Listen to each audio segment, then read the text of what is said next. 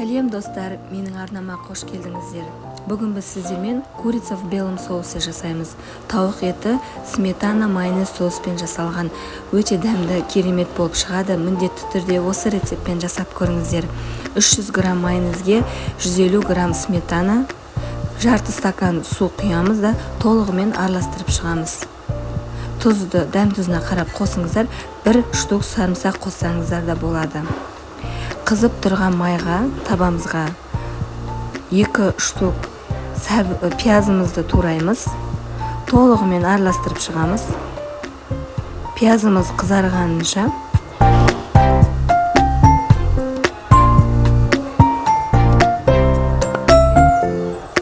500 грамм тауық еті, адам санына қарап қоссаңыздар да болады. 1 килограммды 10 адамға қоссаңыздар болады. Осылай толығымен араластырып шығамыз. Осы кезде кішкене тұз қосып, тауық етінің приправасын қоссаңыздар болады. Көп қосудың қажеті жоқ.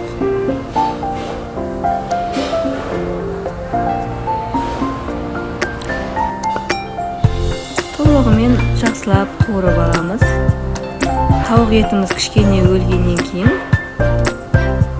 жаңағы дайындаған соусымызды саламыз да толығымен жақсылап тұрып араластырып аламыз.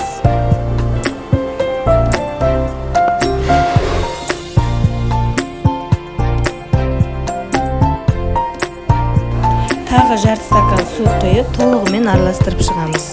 Дәм тұзына қарап тұзымызды қосамыз. 10-15 минутқа бұқтырып қоямыз бетін жауып. Мінекей тамағымыз дайын болды. Өте дәмді, күшті болып шығады. Міндетті түрде осы рецептпен жасап көріңіздер. Гарнирға менде макарон, гречка, рис, пюре қоссаңыздар болады. Сіздерге менің рецептім ұнаса лайк басып, маған тіркеліңіздер. Сіздермен әлі көптеген рецептермен бөлісетін боламын. Сіздермен болған мен Ұлбосын. Астарыңыз дәмді болсын.